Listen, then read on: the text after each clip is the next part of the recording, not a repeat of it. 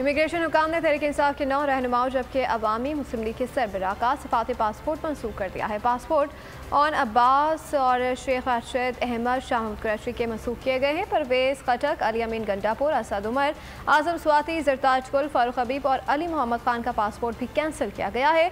PTI के तमाम रहनुमाओं के नाम पहले से ही नो फ्लाई लिस्ट में शामिल है। डिप्लोमेटिक पासपोर्ट के हामी अफराद को बगैर वीज़े के बैरून मुल्क सफ़र करने की सहूलत होती है।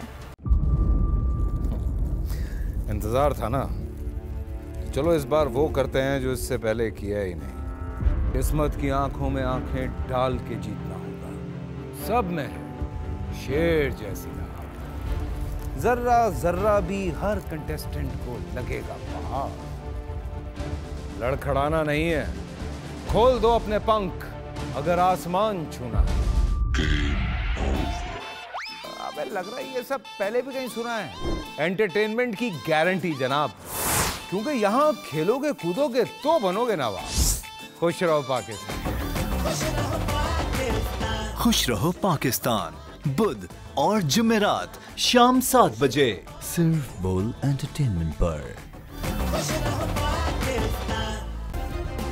सब्सक्राइब करें और बेल दबाएं ताकि कोई खबर रह न जाए।